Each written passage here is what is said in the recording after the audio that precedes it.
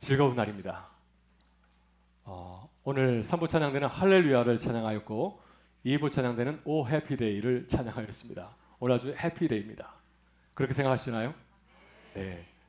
그래서 오늘 예배를 마치고 나갈 때 우리 교우들이 할렐루야 하면서 나가면 참 좋겠습니다.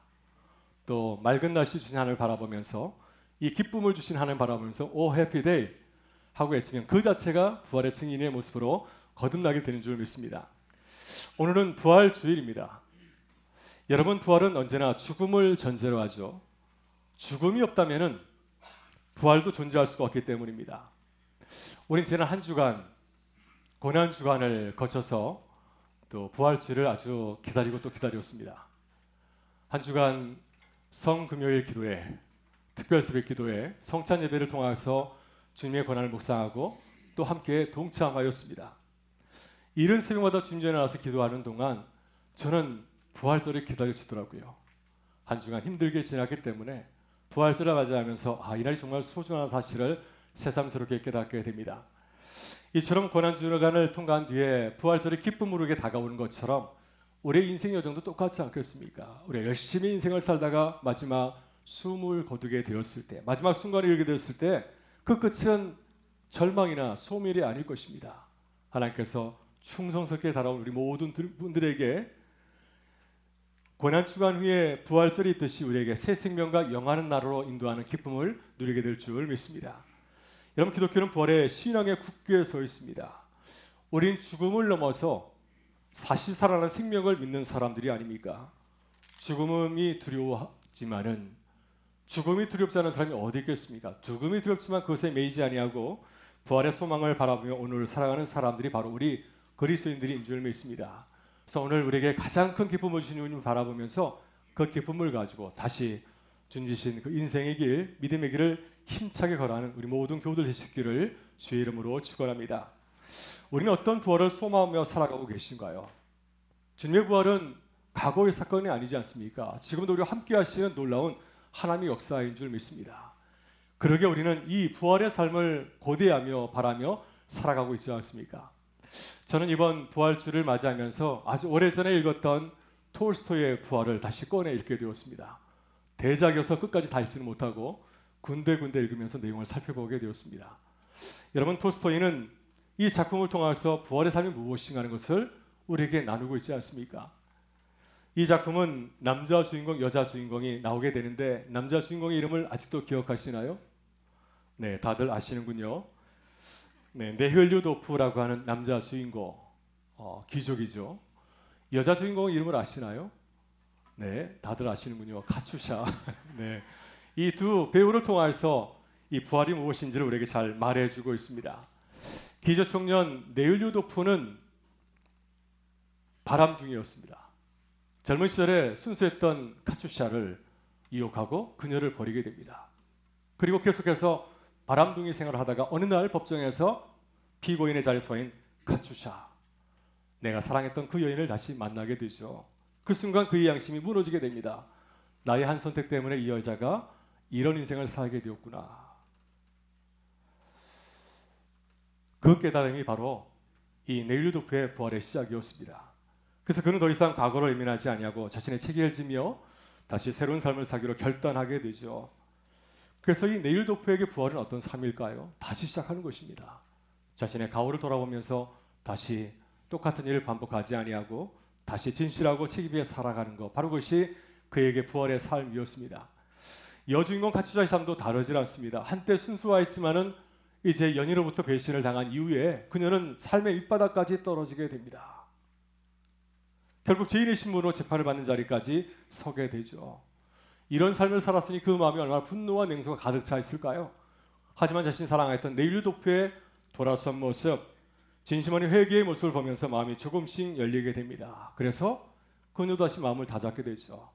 비록 상처진 인생이지만 내가 다시 살아가리라. 다시 살아가기로 선택하게 됩니다. 그래서 그녀에게 부활의 삶은 어떤 삶입니까? 상처진 삶에서도 포기하지 않냐고 다시 일어서는 것, 바로 그것이 그녀에게 있어서 부활의 삶이었습니다. 이처럼 톨스토이는 부활을 새롭게 해석해내고 있습니다. 부활은 다시 새롭게 출발하는 것, 양심을 다시 새롭게 하는 것, 상처지고 또한 슬픈 삶의 자리 가운데서 다시 일어서서 걸어가는 것이 바로 부활의 삶이라고 그는 말하고 있습니다. 하지만 성경이 말하고자 하는 부활은 여기서 멈추질 않습니다. 단지 우리의 마음을 바꾸는 것에 불과한 것이 아니라 예수 그리스도께서 실제로 죽음을 이기고 살아나신 그 삶을 우리가 살아가는 것이 바로 부활이라고 오늘 성경은 우리에게 말씀해 주고 있습니다. 여러분, 이 삶은 우리의 삶을 완전히 뒤집어 놓는 강력한 사건이 아니겠습니까? 왜냐하면 부활은 단지 한 사람의 이야기가 아니라 예수님의 이야기가 끝나는 것이 아니라 그분을 믿고 살아가는 모든 사람에게 동일하게 일어나는 동일하게 역사하는 하나님의 이야기, 우리 모두의 이야기이기 때문이죠.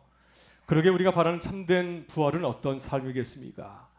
우리의 삶이 조금 나아지는 것이 아니라 주님의 부활로 인해서 우리의 삶이 완전히 달라서 새롭게 살아가는 그 삶이 바로 주님께서 우리에게 약속하시고 말씀하시는 부활의 삶인 줄 믿습니다. 오늘 본문은 놀라운 방식으로 부활을 살아간 사람들의 이야기를 우리에게 전해주고 있습니다. 예수님의 부활을 처음 증언한 사람은 누구일까요? 1번 남자, 2번 여자. 답은 1번이 아니라 2번입니다. 막달라 마리아입니다. 12제자 가운데 한 사람이 부활의 첫 증인이 된 것이 아니라 주님을 따랐던 한 여인 막달라 마리아가 첫 증인이 되었습니다. 당시 사회에서 이 여성은 그 존재감을 인정을 받지 못하였습니다. 법정에서 증인으로 인정 못하던 그런 시절이었습니다. 네, 그럼에도 불구하고 하나님께서는 수많은 남성들 가운데 한 사람을 택하여서 부활의 증인 삼아 주실 것이 아니라 한 여인을 부활의 첫 증인으로 세우셨습니다. 본문을 보게 되면 두 남자도 나옵니다. 베드로와 주님께 사랑하셨던 요한. 그들도 마찬가지로 빈 무덤을 보고 부활의 증거를 보았지만 그들은 실망한 채 집으로 돌아가고 말았습니다. 하지만 막달라 마리아는 그러하지 아니하였죠. 빈 무덤을 보았지만 그 자리에 머물러서 슬피 울며 혹시 누가 우리 주님의 시선을 옮겨간 것은 아닌가 하면서 그 자리를 굳게 지키게 되었습니다. 그녀는 누구보다 주님을 사랑하였고 마지막까지 주님과 함께하기를 원하였던 그런 마음을 가지고 있었기 때문에 주님의 부활을 가장 먼저 전하는 은혜를 누릴 수 있었습니다. 이런 막달라 마리아는 당시의 기준으로 보게 되면은 어떤 사람이었습니까? 높이 평가받던 인물은 결코 아니었죠. 누가복음 8장 2절을 보게 되면 그녀는 7 귀신 들린 여인이었습니다. 주님 만나서 고침을 받아서 다시 새롭게 삶을 살아간 여인이었습니다. 여성 제자였습니다. 하지만 교회 역사 속에서 그녀는 철저하게 오해를 받았습니다.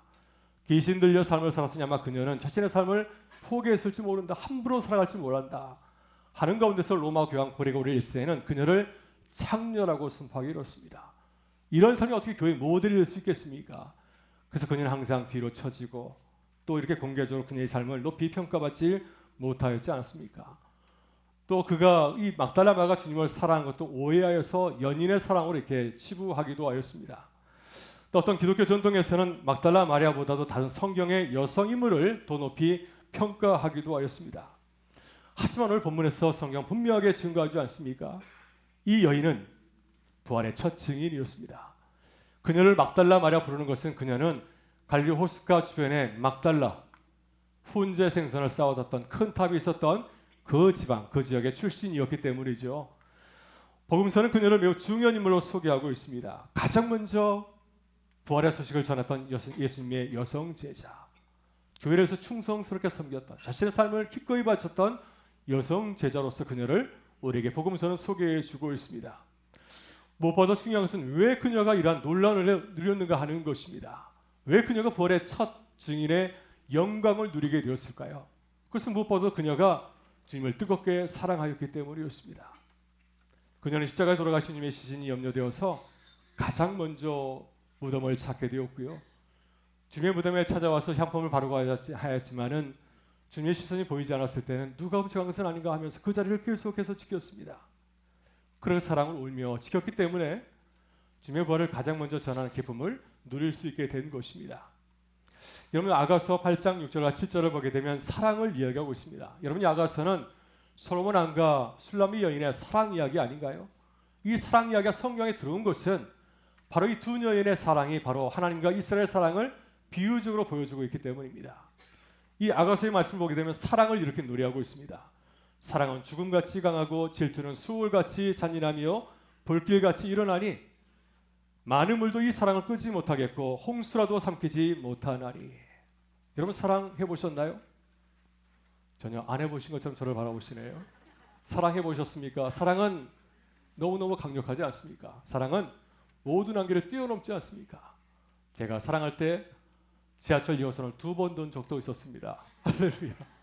사랑하는 마음으로 아내를 집에 데려주기 위해서 데려주고 돌아오는 게 그만 잠을 자서 또 한 바퀴 돈 적이 있습니다. 이게 사랑이지 않습니까?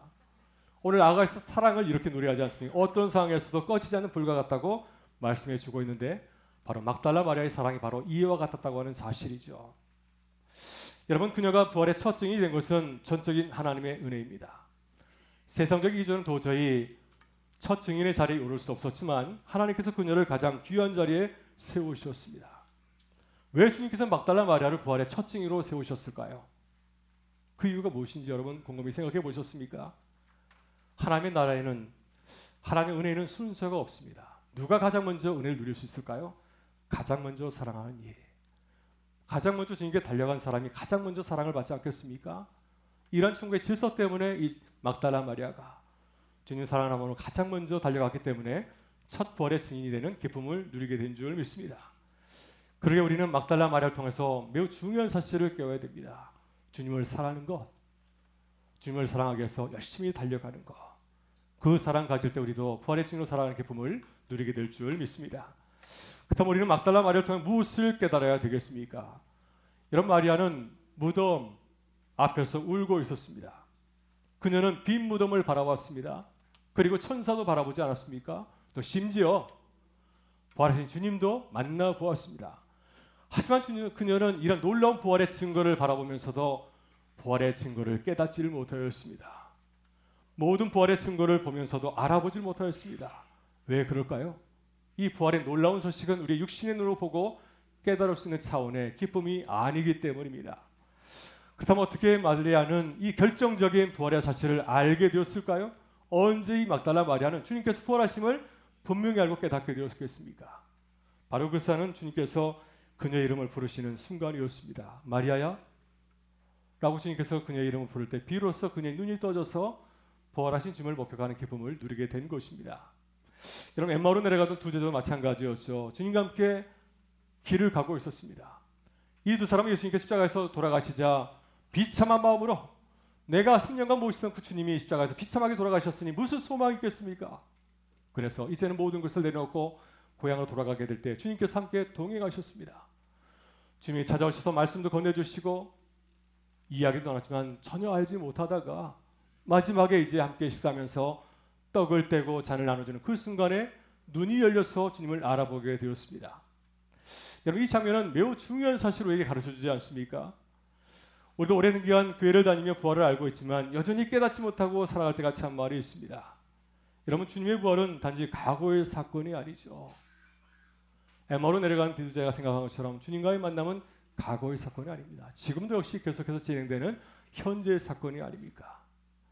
우리는 이 엠마오로 내려간 두 제자처럼 주님의 그 부활 사건을 과거 이야기로 돌릴 때가 참 많이 있습니다. 아주 오래전에 예수님께서 돌아가셨다가 다시 부활하셨지, 이렇게 생각할 때가 있지 않습니까? 하지만 성령께서 오실 때 그 주님께서, 그 부활하신 주님께서 지금도 우리와 함께 하시고 우리의 길을 통해 하신다는 사실을 깨닫고 감사하게 될 줄 믿습니다. 엠마오 제자들이 그렇게 고백하지 않았습니까? 주님께서 함께 하실 때 그 깨달음을 느끼게 됐을 때 그들이 이렇게 고백하지 않았습니까? 우리의 마음속 깊은 곳에서 뜨겁지 아니하더냐, 우리의 마음이 뜨겁지 아니하더냐, 놀라운 고백을 하였습니다. 주님께서 함께 하심을 지금 누리고 지금도 우리 함께 하심을 고백하면서 이렇게 증거하게 된 것입니다. 그러게 우리에게도 이 사모함이 필요하지 않을까요? 부활하신 주님을 우리의 육신으로 볼 수가 없습니다. 아무리 보고자 해도 우리 육신으로는 도저히 볼 수가 없습니다. 성령께서 우리를 도우실 때 주님의 임재, 나와 함께 하시는 주님의 은혜를 깨닫고 누리게 될 줄 믿습니다. 그러게 눈물로 기도했던 마리아와 같이 주님을 간절히 사모하며 또 주님의 은혜를 증거하는 우리 증인공 동체 될 수 있기를 주의 이름으로 축원합니다. 오늘도 우리 2부와 3부 예배 후에 남성 소그룹 구역교회가 있습니다. 매달 첫째 주일은 남성 소그룹 교회가 2부와 3부에 모이는 날입니다. 우리 남성 교우 여러분 모임에 참여하실 수 있기를 바랍니다. 제가 초대합니다. 쉽게 포기하지 마시기를 바랍니다. 마리아를 본받았으면 참 좋겠습니다. 마리아는 부활을 보지 못했다고 해서 금방 돌아가지 않았습니다. 그 자리에서 울며 기다리게 될 때 주님께서 그녀의 이름 부르지 않았습니까? 마리아야. 참고 기다리는 가운데서 주님의 임재를 경험하는 기쁨을 누리게 되었습니다. 우리 소그룹 남성 구역 모임도 처음부터 완벽할 수는 없지 않겠습니까? 우리의 기대에 못 미칠 수가 있습니다. 그럼 우리말에 이런 말이 있지 않습니까? 첫 숟갈에 배부랴. 처음부터 우리가 만족을 누릴 수도 있지만 우리의 기대에 맞는 그런 모임을 세울 수도 있지만 처음에는 우리의 기대에 못 미칠 수가 있습니다. 하지만 우리가 사랑을 가지고 시간을 투자하고 관심을 가지고 모이게 되면은 그렇다면 우리도 나중에 이 엠마오로 내려간 두 제자처럼 고백하되지 않겠습니까? 와, 우리 모임 너무 좋다. 이렇게 귀한 분들을 매주일 만날 수 있다니 고백하면서 주중에도 만나고 싶은 마음이 생기지 않겠습니까? 이런 막달라 마리아처럼 주님의 임재를 사모하실 수 있기를 바랍니다. 오늘도 우리에게 주신 귀한 모임, 우리가 만든 것이 아니라 주님께서 주신 모임이라 생각하면서 기도로 모임을 준비하며 나아가게 될 때 부활하신 주님을 기쁘게 만나는 은혜가 함께하게 될 줄 믿습니다. 오늘 본문에서 막달라 마리아 얘기는 어떻게 끝이 나고 있나요? 여러분, 우리 매년 부활절 예배를 드리는데 매년 부활절 예배를 드리고 어떤 특별한 행사를 하고 계신가요? 혹시 밥 먹고 집에 돌아가시나요? 다들 그러신가요? 근데 마리아는 전혀 달랐습니다. 주님의 부활을 깨닫는 순간 그녀는 지체하지 않았습니다. 사실 본문을 가만히 묵상해 보게 되면 막달라 마리아는 아침 일찍 예수님의 무덤에 왔기 때문에 어쩌면 아침 식사를 하지 못했을지 모르겠습니다. 얼마나 힘들고 어려울까요? 이제 주님의 부활을 알게 되었으니 집에 들어가서 쉬고 싶은 마음이 들지 않겠습니까? 하지만 그녀는 그렇게 하지 아니하고 곧바로 누구에게 달려갔습니까? 제자들에게 달려가서 이 기쁜 소식을 전하며 외쳤습니다. 내가 부활하신 주님을 만났습니다. 십자가 돌아가신 그 주님께서 다시 살아나심을 보았습니다. 놀라운 부활의 소식을 증거하였습니다. 여러분, 이것이 부활의 기쁜 소식을 경험한 사람의 모습이 아닐까요? 그럼 부활은 나만 감상하는 경험이 결코 아닙니다. 나만 감당하고 끝나는 사건이 결코 아닙니다. 이 부활의 사건은 반드시 어떻게 이어져야 됩니까? 사명으로 이어져야 되지 않겠습니까? 어떻게 이 기쁜 소식을 나만 알고 그만둘 수 있습니까? 그러면 이기적이죠. 이 기쁜 소식을 모든 사람께 알리고 함께 누려야 되지 않겠습니까? 주님은 또한 마리아에게 이렇게 말씀하였습니다. 너는 내 형제들에게 가서 이르되 내가 내 아버지고 나의 아버지 내 하나님 곧 너희 하나님께로 올라간다 하라. 주님께서 당부하셨습니다. 너만 즐거워하지 말고 모든 제자들에게 알려서 다시 일어나게 하라. 이런 부활은 우리의 자랑이 아니라 우리의 사명입니다. 부활을 경험한 사람은 자연스럽게 증인이 되고 또한 사도가 되지 않겠습니까? 두려움 가운데 있는 많은 사람들, 이 사실을 몰랐던 제자들은 슬픔 가운데 있지 않았습니다. 두려움이 떨고 있었는데 그들에게 가서 이 기쁜 소식을 전하는 것이 곧 우리의 사명이지 않겠습니까? 오늘 우리의 이야기는 부활 이야기는 여기서 끝나지 않습니다. 오늘 우리는 예배 가운데서 이 놀라운 기쁨의 소식을 듣지 않았습니까? 우리는 이 소식을 가지고서 이제 나가야 됩니다. 전해야 됩니다. 그때 비로소 우리의 부활의 사명이 완성되는 줄 믿습니다. 그래서 오늘 교회는 여러분이 나갈 때 무엇을 가지거나 걱정이 되어서 이렇게 부활절 달걀 선물을 준비했습니다. 이만큼 가져가는 것이 아니라요. 이 중에서 한 봉투만 가져가시기를 바랍니다. 네, 그러면 나중에 가시는 분들 빈손으로 가기 때문에 그래서 이걸 가져가지고 가셔서 하나는 내가 먹고 또 하나는 이웃에게 나눠주면 참 좋겠습니다. 그래서 이 사실 이 작은 거지만 이것을 통해서 우리에서 살아나신 주님의 은혜를 전하는 귀한 발걸음 되실 수 있기를 바랍니다. 오늘 우리는 이제 기쁨의 50일을 시작하게 됩니다. 초대교회는 부활절부터 성령 강림주일까지 50일 동안 부활의 증인으로 살아가면서 그 기쁨을 함께 나누는 믿음의 여정을 걸어갔습니다. 그 모습을 본받아서 우리도 기쁨의 50일을 시작하기를 원합니다. 어떻게 이 기간을 보내야 될까요? 세 가지 말씀을 간단히 나누고자 합니다. 먼저 우리는 부활을 깨닫는 사람으로 살아가야 됩니다. 오늘 주님은 막달라 마리아와 제자들의 모습을 통해서 우리가 쉽게 놓치는 중요한 교훈을 보여주었습니다. 여러분, 부활은 단순히 눈으로 보고 이해하는 사건이 아니죠. 교회 생활 오래 했다고 해서 또 내 직분이 목사라고 해서 먼저 깨닫는 거 결코 아닙니다. 간절한 마음으로 은혜를 사모하게 될 때, 막달라 마리아처럼 은혜를 간절히 사모하게 될 때 주님께서 우리를 열어주시고 우리 함께 하시는 주님의 놀라운 부활의 소식을 깨닫는 은혜를 더하여 줄 줄 믿습니다. 오늘 우리가 주님의 은혜를 누리기를 간절히 소망한다면 이 부활의 사건이 과거에 일어났던 사건이 아니라 오늘 나의 삶 속에서 동일하게 일어나기를 원한다는 마음을 가진다고 한다면 겸손한 마음으로 주님의 은혜를 삼하면서 기도하실 수 있기를 바랍니다. 우리가 잘 알고 있는 성 어거스틴도 청년 시절에는 방탕한 삶을 살았습니다.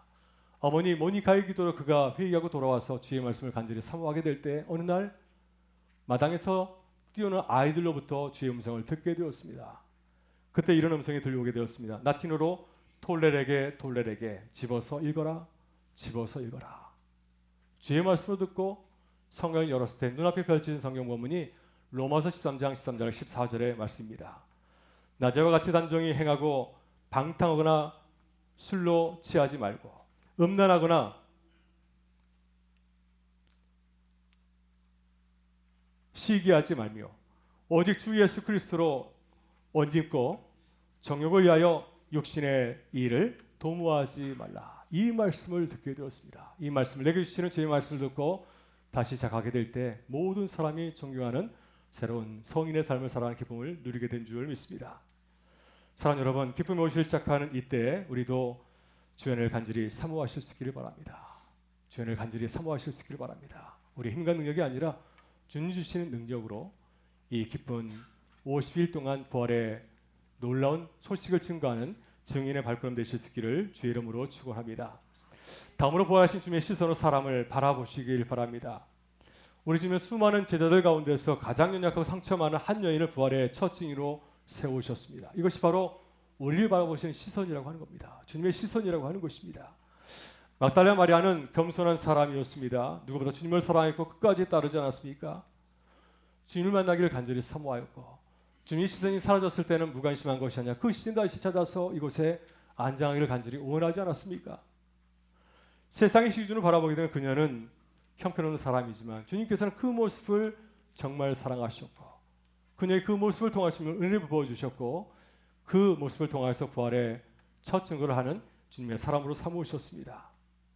우리가 그 시선으로 우리 자신을 바라보게 될 때 우리 모습을 더 낮추고 겸손히 주 앞에 나아가는 은혜를 누리게 될 줄 믿습니다. 그 마음을 가지고 나아갈 때 막달라 마리아와 같이 우리의 삶을 통해서 부활의 기쁨을 전하는 그러한 증인의 삶을 살아가게 될 줄 믿습니다. 우리의 모습을 무엇에 비유했을까요? 저는 제 모습을 생각할 때마다 늘 떠오르는 예수님의 비유의 말씀이 있습니다. 그것은 바로 포도원 비유에서 가장 늦게 들어온 품꾼입니다.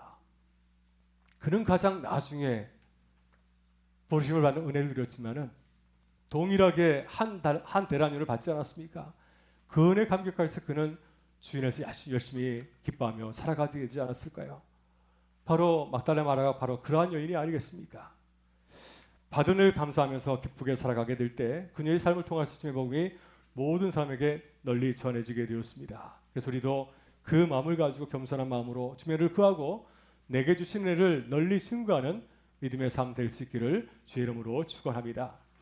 마지막 부활의 증인으로 살아가야 됩니다. 막달라 마리아는 부활하신 주님을 만난 후에 제자들에게 달려가서 고백하였습니다. 내가 주님을 보았습니다. 다른 것 전한 것이 아니라 내게 주신 말씀을 전하였고 내가 경험하였던 부활의 소식을 제자들에게 또 많은 이웃들에게 전하지 않았습니까? 오늘 이 고백이 우리의 삶이 되어야 될 줄 믿습니다. 우리 말이 아니라 삶을 통해서 부활을 소식을 전해야 되고요. 모든 관계 속에서 모든 만남 속에서 우리의 태도와 모습으로 부활의 증인으로 살아가는 은혜가 함께하기를 간절히 소망합니다. 마지막으로 김춘수 시인의 꽃 이야기를 잠깐 나누기를 원하는데요. 여러분 김춘수 시인은 참 놀라운 인생의 깨달음을 우리에게 전하고 있지 않습니까? 사람이 무엇인가?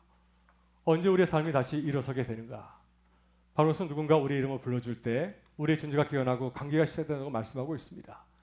그의 유명한 시 꽃 가운데 이러한 내용이 담겨 있습니다. 내가 그의 이름을 불러주기 전에는 그는 다만 하나인 몸짓에 지어나지 않았다. 내가 그의 이름을 불러주었을 때 그는 나에게로 와서 꽃이 되었다. 내가 꽃을 불러줬을 때 비로소 그것은 나에게 의미 있는 존재가 되었다는 그런 시의 내용이 아닙니까?